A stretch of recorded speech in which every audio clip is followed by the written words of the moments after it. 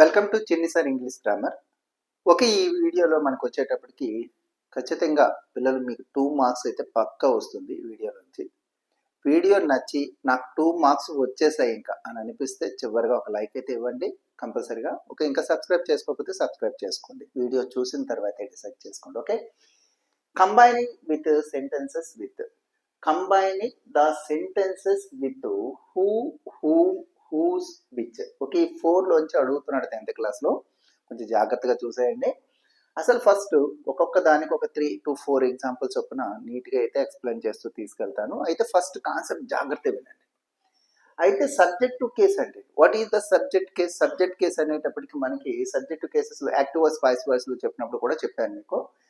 High, he, she, it ఉండదు. I mean it అనేది ఇక్కడ నేను చెప్పలేదు, ఎందుకు చెప్పలేదు అనేది లాస్ట్ లో తెలుస్తుంది మీకు. ఓకే, ఐ, హీ, షీ, ఇట్టు ఉండదు, ఇక్కడ రాయలేదు. ఎందుకు రాయలేదంటే ఇక్కడ పర్సన్స్ గురించి చెప్పేటప్పుడు ఇట్ అనేది వాడరు. అది థింగ్స్ కి, ప్లేస్ కి, ఓకేనా, ఆ సంబంధించి వాడేటప్పుడు మాత్రమే వాడతారు. థింగ్స్ కానీ ప్లేస్ కానీ ఇలాంటివి వచ్చినప్పుడు వాడతారు. ఇట్ అనేది పర్సన్స్ కి వాడరు కాబట్టి ఇక్కడ తీసేస్తాం. ఇక్కడ పర్సన్, ఈ మూడు కూడా పర్సన్స్ కి సంబంధించి. ఇది వచ్చి లాస్ట్ ని విచ్ ఏదైతే ఉందో ఇది అక్కడ యానిమల్స్ కానీ పర్సన్స్ కానీ ప్లేసెస్ కానీ సంబంధించింది. యానిమల్స్, పర్సన్స్, ప్లేస్ అది లాస్ట్ లో చెప్పినట్టు చెప్తాను. ఓకేనా, పర్సన్స్ గురించి, యానిమల్స్ గురించి, ప్లేస్ గురించి చెప్పేటప్పుడు విచ్ వాడతారు. అక్కడ మనం ఏం చేస్తామంటే ఇట్ని వాడటం జరుగుతుంది. ఇప్పుడు ఇట్ అనేది పర్సన్స్ కి వాడరు కాబట్టి ఈ మూడింటిలో కూడా ఇట్ అనేది మనం తీసుకురాం.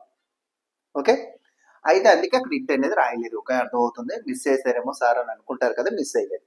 ఒక నెక్స్ట్ ఆబ్జెక్టివ్ కేసులోకి వచ్చేటప్పటికి సబ్జెక్ట్ ఐ అయితే మీ వస్తుంది, హీ అయితే హిమ్ వస్తుంది, షీ ఎర్ర వస్తుంది, యూనే, ఉయ్ అయితే అజ్, దేదైతే దెమ్ అని యాక్టివ్ వాయిస్ లో చెప్పుకున్నాం కదా.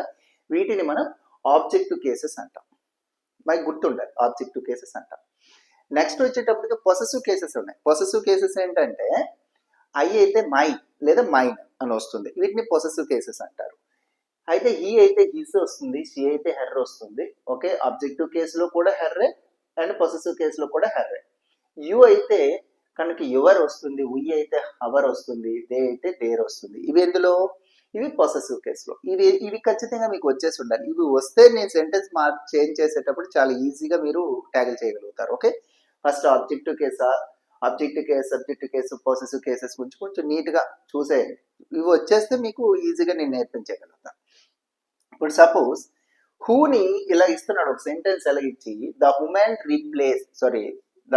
Replied yes God willing, she was preparing supper అని చెప్పేసి ఇచ్చాడు. 2 సెంటెన్సెస్ అయితే ఇక్కడ మనకి ఇవ్వడం అనేది జరిగింది. The woman replied yes God willing. Okay, అక్కడ వరకు ఒకటి. షీ వాజ్ ప్రిపేరింగ్ సప్పర్ అనేది ఒకటి. అయితే ఇందులో హూను ఉపయోగించి రాయండి, కంబైన్ చేయండి. 2 సెంటెన్సెస్ ని హూను ఉపయోగించి కంబైన్ చేయండి. అప్పుడు మనం ఏం చేయాలి అంటే ఇలా హూని ఎప్పుడైనా ఉపయోగించమన్నాడు అంటే జాగ్రత్త చూసుకోండి. సబ్జెక్టు కేసుకి ఎప్పుడు కూడా హూ అనేది వాడడం జరుగుతుంది. జాగ్రత్త చూసుకోండి, దీనికి హూతో రాస్తాం. సబ్జెక్టు కేసు ఉంది అంటే అది ఖచ్చితంగా హూ రాయాలి. అక్కడ హూనే వస్తుంది, అది ఇచ్చినా ఇవ్వకపోయినా.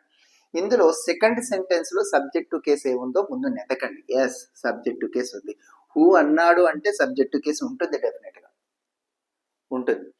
ఈ సబ్జెక్టు కేసుకి రిలేటివ్ గా ఉండే ఫస్ట్ సెంటెన్స్ లో ఈ సబ్జెక్టు కేసుకి రిలేటివ్ గా ఉండేది ఏది ఉందో చూడండి.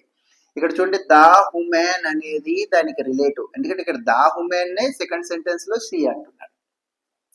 అందుకే ఇక్కడ సపోజ్ హీ ఉందనుకో, ఇక్కడ ఏ రమేష్ లేకపోతే ఎవరో ఉంటారు, అంతే కదా. అంటే దీనికి రిలేటివ్ గా ఉండేది దా హుమెన్, తనే సెకండ్ సెంటెన్స్ లో షీ అని మాట్లాడుతున్నాడు. అయితే ఫస్ట్ సెకండ్ సెంటెన్స్ లోని సబ్జెక్టు కేసును కనుక్కున్న తర్వాత దాని ప్లేస్ లో నువ్వు నెక్స్ట్ ఏం రాయాలంటే హూ అనేది రాస్తావు నెక్స్ట్ సెంటెన్స్ లో. మీరు జాగ్రత్తగా చూస్తే ఫస్ట్ టు ఫస్ట్ ఏం చేయాలి, అయిపోయింది, ఇంకేం లేదు, చాలా ఈజీగా మార్చేస్తాను. చూడండి, ఫస్ట్ ఇక్కడ ఏదైతే దీనికి రిలేటివ్ గా ఉండే ఫస్ట్ సెంటెన్స్ లో వర్డ్ ని మీరు నెతికారో అది రాయండి. ఫస్ట్ ద హుమెన్ రాసిన తర్వాత కామ పెట్టండి. ఓకే, నెక్స్ట్ వచ్చేటప్పటికి సి ఉంది కదా, సి ప్లేస్ లో హూ రాయాలని చెప్పాను కదా, హూ రాయాలి. హూ రాసిన తర్వాత వాజ్, మొత్తం సెంటెన్స్ మొత్తం రాసేసేయండి. ప్రిపేరింగ్ సప్పర్, అక్కడ వరకు రాసేసిన తర్వాత కామ పెట్టండి. జస్ట్ ఇక్కడ ఈ కంపల్సరీ కామర్స్ పెట్టండి. తర్వాత ఇంకేం మిగిలిపోయింది అదంతా నోట్ చేసేసేయండి. Replied, replied yes God willing, God willing. Yes అయిపోయింది అంతే. మీరు ఖచ్చితంగా ఈ కామా అందులో ఇచ్చాడు కాబట్టి వాడండి కానీ, ఓకేనా? మిగతా ప్లేస్లో మీరు వాడవలసింది. ఫస్ట్ ఎక్కడ చేస్తారు, దీనికి రిలేటివ్ వర్డ్ ఏదైతే ఉందో అది రాసిన వెంటనే కామా పెట్టండి. ఈ షీ ప్లేస్లో ఊ పెట్టేసి మొత్తం చివరి వరకు రాసేసిన తర్వాత కామా పెట్టండి. మిగతావి వాటికి చివరి ఫుల్ స్టాప్ వస్తుంది అంతే, మీకు చేయలేదు. మిగతా వాటిలో కామా ఉంటే కామా రాస్తాం. సెకండ్ ఎగ్జాంపుల్, సో సెకండ్ ఎగ్జాంపుల్లో చూద్దాం. సెకండ్ ఎగ్జాంపుల్లో ఏంటంటే హూతో కంబైన్ చేయమని చెప్తున్నాడు. ఇక్కడ హూతో కంబైన్ చేయమంటున్నాడు, ఒక క్లియర్గా ఉంది. నేను ఫస్ట్ ఏం చెప్పాను, హూతో కంబైన్ చేయమన్నాడు అంటే సెకండ్ సెంటెన్స్ లో ఖచ్చితంగా సబ్జెక్టు కేసు ఉంటుంది. దాని ప్లేస్ లోనే మనం ఏం రాయాలి, హూ రాయాలి. దీనికి రిలేటివ్ గా ఉండే ఫస్ట్ సెంటెన్స్ లో ఏంటి, yes my mother. My mother అనేది దానికి రిలేటివ్, ఎందుకంటే అక్కడ తన మై మదర్ అనేది ఇక్కడ ఏం చేస్తున్నారంటే షీ అని రాయడం, ఆమె అని చెప్పేసి రాయడం జరిగింది. కాబట్టి దీనికి రిలేటివ్ గా ఉన్నది ఫస్ట్ సెంటెన్స్ లో దొరికేసింది. ఇంకేముంది మనం రాసేయడమే, మై మదర్, మై మదర్ రాశారు. తర్వాత ఏం చెప్పాను, కామా పెట్టి ఇక్కడ హూతో స్టార్ట్ చేస్తాం. Who cooks, cooks very well, cooks very well. Sentence complete అయిందా, కామా పెట్టండి. ఇంక మిగతా వాటికి ఇంకేం ఉండదు, రాసుకుంటూ వెళ్ళిపోవడమే. Is going, is going to host A TV show, TV show on looking, on looking, full stop. అయిందా? మీకు అర్థమైంది అనుకుంటాను. జాగ్రత్తగా చూడండి. My mother is going to host A TV show on cooking. తను ఒక టీవీ షోకి వెళ్ళింది, టీవీ షోకి హోస్ట్గా వెళ్ళింది. ఎందుకని వెళ్ళిందంటే షీ కుక్స్ వెరీ వెల్, తను బాగా వంట చేస్తుంది కాబట్టి అక్కడికి వెళ్ళడమే జరిగింది. దానికి answer my mother who cooks very well, she going to host A TV show on cooking. Okay, మీకు అర్థమైంది కదా క్లియర్ గా. ఇంకొక ఎగ్జాంపుల్ చూస్తే ఇంకా మంచిగా అర్థమవుతుంది. ఓకే, థర్డ్ ఎగ్జాంపుల్ అయితే చూద్దాం. థర్డ్ ఎగ్జాంపుల్ లోకి వచ్చేటప్పటికి కొంచెం చూడండి. ఆల్ మార్నింగ్ లెంచో, ఒక మీకు టెక్స్ట్ బుక్ లోదే లెంచో అనేది బాయ్, మీకు అది తెలిసి వచ్చి looked at the sky, he knew he's field intimately, అది మనకి ఇచ్చింది సెంటెన్స్. నేను చెప్పాను కదా, ఖచ్చితంగా హూతో రాయమన్నాడు అంటే మీకు క్లూ ఏంటి, సబ్జెక్టు కేసు ఖచ్చితంగా ఉంటుంది. I, he, she, you, we, they ఏదో ఒకటి ఉంటుంది. ఓకేనా, ఉంది. దీనికి రిలేటివ్ గా ఉండేది ఎవరు, హీ ఎవరు, లెంచో. ఎస్, ఇంతకు ముందు నేమ్ సంబంధించిన వారు ఫ్రంట్ ఫస్ట్ లో ఉండేది కదా, ఇప్పుడు మధ్యలో ఉంది కదా సార్, మరి ఎలా రాయాలి అంటే ఈ మధ్యలో ఉంది అంటే ముందు సెంటెన్స్ అంతా అక్కడ వరకు రాసేయాలి. ఓకేనా, ఫస్ట్ ఆల్ మార్నింగ్ లెంచో కా. నేమ్ వచ్చినప్పుడు మాత్రం కంపల్సరీ, మిగతా ముందు చెప్పిన రెండు ఎగ్జాంపుల్లో నేమ్ పర్టికులర్గా ఒక వ్యక్తి పేరు అయితే ఖచ్చితంగా రాలేదు, అప్పుడు కామా పెట్టినా పెట్టకపోయినా పర్వాలేదు.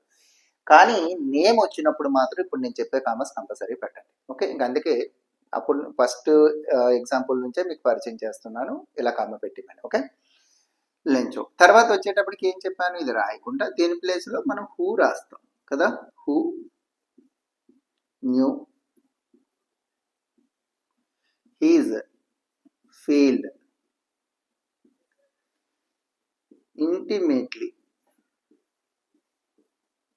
ఇంటిమేట్లీ కమా, ఇంటిమేట్లీ కమా పెట్టాలి. అక్కడ కమా పెట్టి తర్వాత వచ్చేది మిగిలిపోయిన సెంటెన్స్ మొత్తం అంతా రాసేయడమే వచ్చింది. ఏంటి, looked, looked at the sky,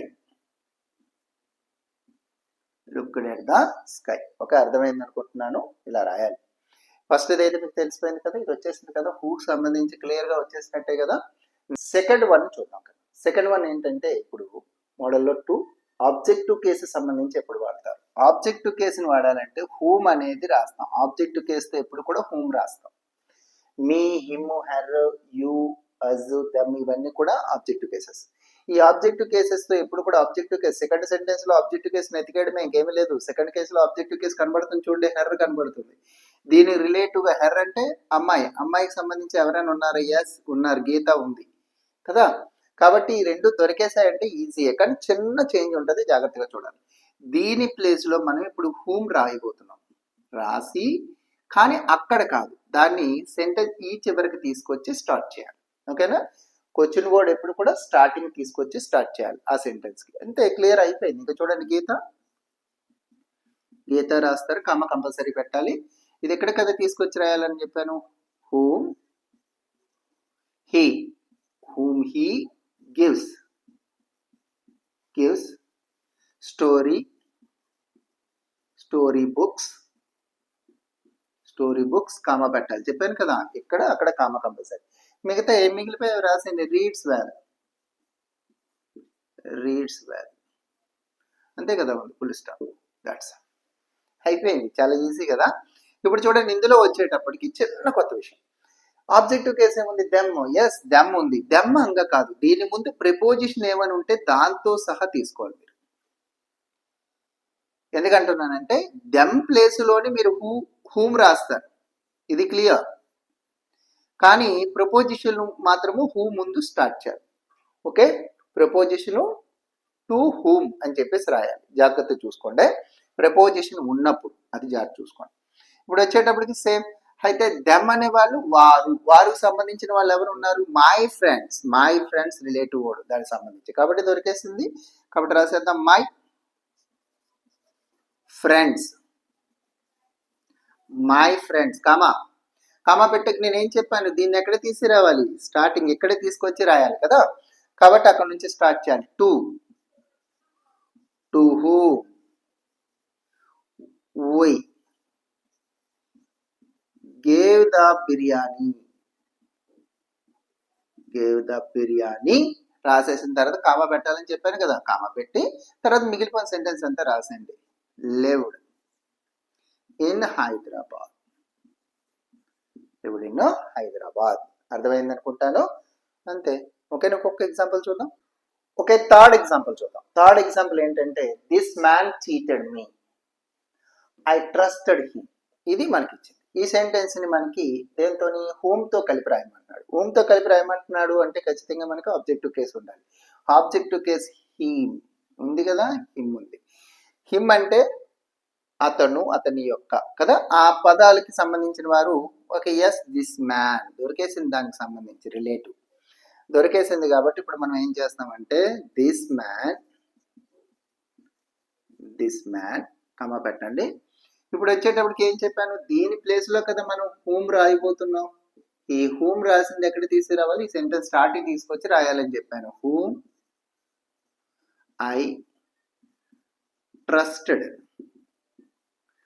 trusted comma, మిగిలిపోయి చీటెడ్ మీ రాసి ఫుల్ స్టాప్ పెట్టేస్తాను. అర్థమైంది అనుకుంటున్నాను.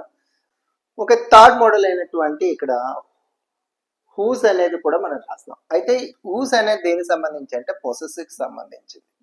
ఓకేనా, హూస్ అనేది పొసెసివ్కి సంబంధించింది. అంటే ఇప్పుడు వచ్చేటప్పటికి ఐ అంటే మై అనమాట. ఓకే, మై నా యొక్క అంటాం. అంటే దే వచ్చిందని దెమ్ము, సారీ, దే ప్లేస్ లో దేర్ వచ్చింది అనుకో, దేర్ అనేది ఏంటంటే వారి యొక్క అని అర్థం వస్తుంది. అలా ఇక్కడ మనకి ఏదైనా సెకండ్ సెంటెన్స్ లోని జాగ్రత్త చూడండి, సెకండ్ సెంటెన్స్ లో మనకి పొసెసివ్ ఉందా అని చూసుకోవాలి. పొసెసివ్ అనేవి ఏంటంటే ఇక్కడ చూడండి, వచ్చి పొసెసివ్ ఇక్కడ ఇజ్ ఉంది, అవర్ కూడా ఉంది. మన ఇందులో ఏది తీసుకోవాలి సార్ అని డౌట్ వస్తుంది. దీనికి రిలేటివ్ మనకి ఫస్ట్ సెంటెన్స్ లో దొరుకుతుందా, దీనికి రిలేటివ్ దొరుకుతుందో చూసుకోవాలి. ఇజ్ అనేటప్పటికి అతని యొక్క, ఎవరి యొక్క? లెంచో యొక్క. ఇక్కడ లెంచో అనేది ఏంటంటే దానికి హిజ్కి రిలేటివ్ దొరికింది. మన యొక్క అంటే ఇక్కడ ఫ్లోరల్లో ఎవరైనా ఉన్నారా? లేరు.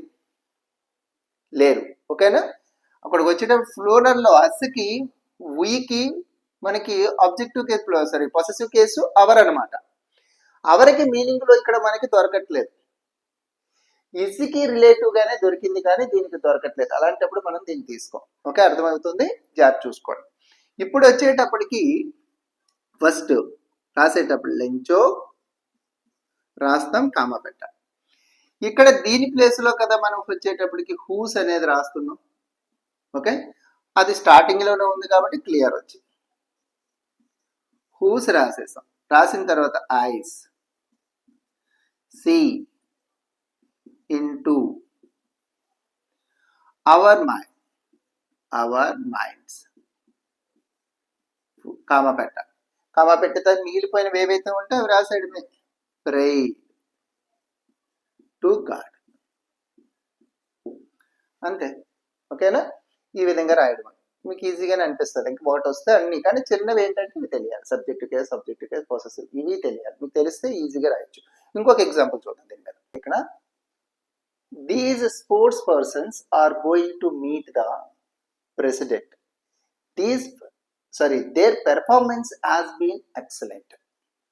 ఇక్కడ చూస్తే ఇక్కడ మనకి సెకండ్ దాంట్లోని మనకు హూస్ రాయమన్నాడు కాబట్టి పొసెసివ్ కేసు కావాలి. పొసెసివ్ కేసులో ఏముంది? దేర్ అనేది ఉంది. జాగ్రత్త చూడండి, దేర్ వారి యొక్క అని అర్థం. అంటే ఇప్పుడు దీస్ స్పోర్ట్స్ పర్సన్స్, అక్కడ దాని రిలేటివ్ ఉంది. ఎవరి యొక్క పర్ఫార్మెన్స్ హాస్ బీన్ ఎక్సలెంట్ అంటే స్పోర్ట్స్ పర్సన్స్, దాని రిలేటివ్ వర్డ్ మనకి దొరికేసింది కదా. ఇప్పుడు మనం ఏం రాయాలో మనకి స్టార్ట్ చేయాలో తెలిసిపోయింది. దీస్ స్పోర్ట్స్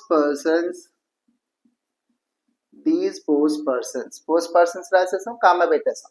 ఇక్కడ ఏం రాయాలి? దీని ప్లేస్ లో హూస్ రాయాలి కదా, కాబట్టి హూస్. మిగతాదంతా same. Performance has been excellent.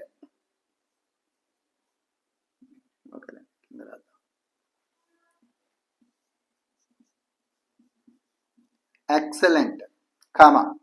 మిగిలిపోయినవన్నీ రాసాడమే. Are going to meet the president.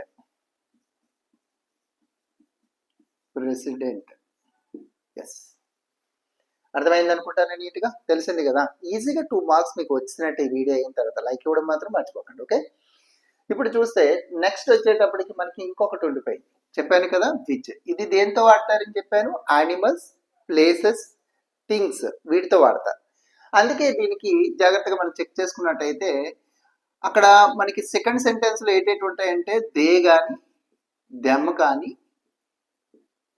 It కానీ, ఇవి మాత్రమే మనం చూసుకుంటే చాలు. సెకండ్ సెంటెన్స్లో దే కానీ, దెమ్ కానీ, ఇట్ కానీ ఉండి ఫస్ట్ సెంటెన్స్లో ప్లేస్ గురించి కానీ, యానిమల్స్ గురించి కానీ, థింగ్స్ గురించి కానీ, ఈ మూడింటి గురించి డిస్కస్ జరిగితే మనం ఖచ్చితంగా విచ్ని పెడతాం. ఓకేనా? మీకు తెలుస్తుంది కదా. ఎస్, అది కూడా చూసేద్దాం. ఓకే, లాస్ట్ వన్ వీడియో ఎండ్కి వచ్చేసాం. మనం విచ్ అనేది ఎప్పుడు యూజ్ చేస్తాం? ఎస్, ఇక్కడ విచ్ అనేది యూజ్ చేసి రాయమంటున్నాడు. విచ్ని యూజ్ చేయమన్నాడు. విచ్ యూజ్ చేసేటప్పుడు ఎప్పుడు మీకు రూల్స్ చెప్పేశాను కదా.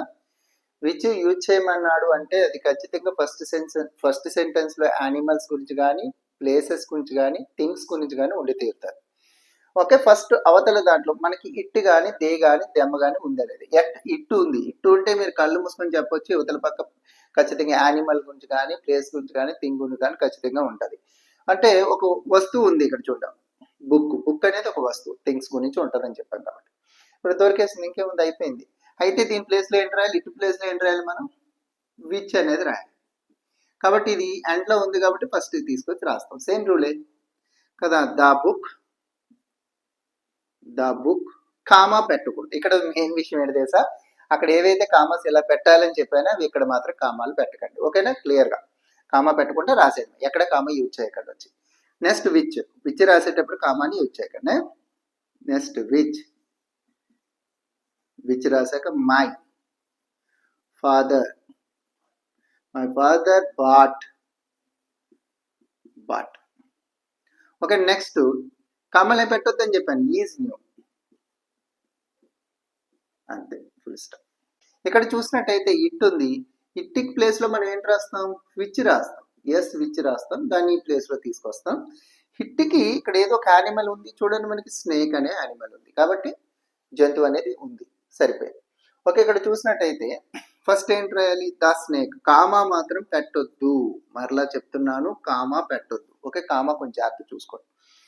స్నేక్ తర్వాత వచ్చేటప్పటికి విచ్ రాసేసి ఐ సా ఇట్ సారీ ఇటు ప్లేస్ మళ్ళీ ఇటు రాయకండి మర్చిపోయి. ఎస్టర్డే కామా పెట్టేస్తా మర్చిపోయి, అది చూసుకోండి. Was very long.